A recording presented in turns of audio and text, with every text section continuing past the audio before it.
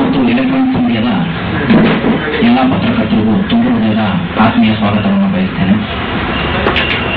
ತುಮಕೂರು ನಗರ ವಿಧಾನಸಭಾ ಕ್ಷೇತ್ರದ ಶಾಸಕರು ಕರ್ನಾಟಕ ಲೋಕಾಯುಕ್ತದಲ್ಲಿ 14 ಬಾರಿ ಸುಳ್ಳು ಆಸ್ತಿ ಘೋಷಣೆಯನ್ನ ಮಾಡಿಕೊಂಡು ಸುಳ್ಳು ಸಾಕ್ಷ್ಯಾಧಾರವನ್ನ ಮೂಡಿದ್ದಾರೆ. ಹಾಗಾಗಿ ಇಂಡಿಯನ್ ಪಿನಲ್ ಕೋಡ್ 199, 181 ಪ್ರಕಾರ ಅದು ಅಪರಾಧ ಆಗುತ್ತೆ. ಹಾಗಾಗಿ ಅವ್ರ ಮೇಲೆ ಕರ್ನಾಟಕ ಲೋಕಾಯುಕ್ತ ನ್ಯಾಯಾಲಯದಲ್ಲಿ ಮೊಕದ್ದಮೆಯನ್ನು ದಾಖಲಿಸಿದ್ದೀವಿ. ಅವ್ರಿಗೆ ನೋಟಿಸ್ ಕೂಡ ಜಾರಿ ಮಾಡಿದ್ದಾರೆ ಲೋಕಾಯುಕ್ತರು.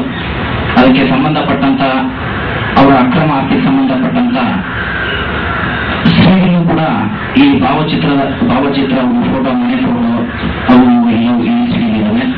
ಜೊತೆಗೆ ಲೋಕಾಯುಕ್ತರು ಜಾರಿ ಮಾಡಿದಂತ ನೋಟಿಸಿನ ಪ್ರತಿ ಕೂಡ ಇದೆ.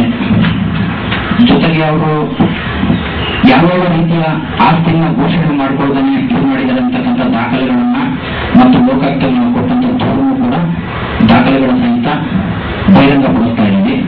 ಇದು ನಮ್ಮ ಹೋರಾಟದ ಪ್ರಾರಂಭದ ಹೆಜ್ಜೆ. ಇದೇ ರೀತಿ ನಾವು ತುಮಕೂರು ಜಿಲ್ಲೆಯಲ್ಲಿರ್ತಕ್ಕಂಥ ರಾಜಕಾರಣಿಗಳನ್ನ ಮತ್ತು ಅಧಿಕಾರಿಗಳನ್ನ ಹಂತವಾಗಿ ನಾವು ದಾಖಲೆಗಳ ಸಹಿತ ಬಹಿರಂಗಪಡಿಸ್ತಾ ಬರ್ತೀವಿ. ಜೊತೆಗೆ ಸೌಡು ಶಿವಣ್ಣ ತುಮಕೂರು ನಗರ ವಿಧಾನಸಭಾ ಕ್ಷೇತ್ರದ ಶಾಸಕರಿಂದ ನಮ್ಮ ಜೀವಕ್ಕೆ ತುಂಬಾ ಅಪಾಯ ಇದೆ. ನಮಗೆ ಅವರು ಕೊಲೆ ಬೆದರಿಕೆಯನ್ನ ಹಾಕ್ತಾ ಇದ್ದಾರೆ. ಜೊತೆಗೆ ಅವರ ಶಿಷ್ಯರ ಮೂಲಕ ಕೊಲೆ ಬೆದರಿಕೆಗಳನ್ನ ಹಾಕ್ತಿದ್ದಾರೆ. ಇದಕ್ಕಿಂತ ಮುಂಚೆ ನಾವು ಈ ತರದ ತನಿಖೆಗಳನ್ನ ಮಾಡುವಾಗ ನಮ್ಮ ಮೇಲೆ ಮಾರಣಾಂತಿಕ ಹಲ್ಲೆಗಳು ಆಗಿದ್ದಾವೆ. ಜೊತೆಗೆ ಪೊಲೀಸರು ದೂರು ಕೊಡಕ್ ಹೋದಾಗ ಪೊಲೀಸರು ದೂರು ತಗೊಂಡಿದ್ದಾರೆ. ನಮ್ಮ ಮೇಲೆ ಅವರು ಹಲ್ಲೆ ಮಾಡಿ ಕೇಸ್ಗಳನ್ನ, ಸುಳ್ಳು ಕೇಸ್ಗಳನ್ನ ನಮ್ಮ ಮೇಲೆ ಫಿಟ್ ಮಾಡಿ ನ್ಯಾಯಾಂಗಕ್ಕೂ ಕೂಡ ಅವರು ಮತಿ ಬಡಿತಕ್ಕಂಥ ಕೆಲಸನ ಇರ್ತಕ್ಕಂಥ ಅಧಿಕಾರಿಗಳು, ರಾಜಕಾರಣಿಗಳು ಮಾಡ್ತಾ ಇದ್ದಾರೆ. ಜೊತೆಗೆ ಈ ನಮ್ಮ ಹೋರಾಟ ಮುಂದುವರಿತಾ ಹೋಗುತ್ತೆ. ಹಂತವಾಗಿ ನಾವು ಹೋರಾಟ ಮಾಡ್ತೀವಿ. ಜೊತೆಗೆ ತುಮಕೂರಲ್ಲಿ ಆಪೋಸಿಷನ್ ಪಾರ್ಟಿ ಕಾಂಗ್ರೆಸ್ ನಮ್ಮ ತುಮಕೂರು ವಿಧಾನಸಭಾ ಕ್ಷೇತ್ರದಲ್ಲಿ ಶೆಟ್ಟಿ ಅನ್ನೋದು ಅಂದ್ಬಿಟ್ಟು ಎಕ್ಸರ್ ಮೇಲೆ ಅವರು ಕೂಡ 5 ಕೋಟಿ ರೂಪಾಯಿಗಳನ್ನ ನಾನು ನಿಮಗೆ ಸೌಡು ಶಿವಣ್ಣ ಅವ್ರ ಕಡೆಯಿಂದ ಕೊಡಿಸ್ತೀವಿ, ನೀವು ಈ ಕೇಸ್ನ ವಾಪಸ್ ತಗೊಳ್ಳಿ ಅಂತಂದು ನಮಗೆ ಒತ್ತಡ ತಂದ್ರು.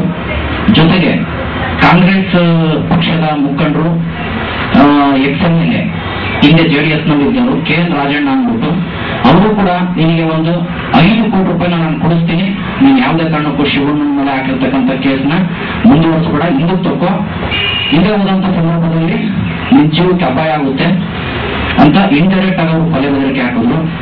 ಅಲ್ಲಿ ಯಾವುದೇ ಪಕ್ಷಭೇದನ್ನ ಮರೆತು ಅಲ್ಲಿ ಸಾರ್ವಜನಿಕರ ಆಸ್ತಿ ಪಾಸ್ತಿನ ಲೂಟಿ ಮಾಡ್ತಿದ್ದಾರೆ. ಇದಕ್ಕೆ ಸಂಬಂಧಪಟ್ಟಂಗೆ ಶಿವಕುಮಾರ ಮಹಾಸ್ವಾಮೀಜಿಯವರು ಕೂಡ ನಮಗೆ ಇಲ್ಲಿರ್ತಕ್ಕಂಥ ರಾಜಕಾರಣಿಗಳು, ವಿಶೇಷವಾಗಿ ತುಮಕೂರು ಜಿಲ್ಲೆಯಲ್ಲಿರ್ತಕ್ಕಂಥ ರಾಜಕಾರಣಿಗಳು ಈ ರೀತಿ ಬಡವರ ಆಸ್ತಿ ಪಾಸ್ತಿಗಳನ್ನು ಕೊಳ್ಳೆ ಹೊಡಿತಕ್ಕಂಥದ್ದು, ಜೊತೆಗೆ ಬಡವರ ಅನ್ನನ್ನ ಕಿತ್ಕೊಳ್ತಿರ್ತಕ್ಕಂಥದ್ರ ವಿರುದ್ಧ ನೀವು ಕಾನೂನುಬದ್ಧವಾಗಿ ಹೋರಾಟ ಮಾಡಿ ಅಂತ ನಮಗೆಲ್ಲ ಮಾರ್ಗದರ್ಶನ ಮಾಡಿದ್ದಾರೆ. ಅವರ ಆಶೀರ್ವಾದದೊಂದಿಗೆ ನಾವು ಹೋರಾಟನ ಇದೇ ರೀತಿ ಮುಂದುವರಿಸ್ತೀವಿ. ಜೊತೆಗೆ ಏನಾದರೂ ಪ್ರಶ್ನೆ ಮಾಡಿದ್ರೆ ಸ್ವಾಮಿಗಳು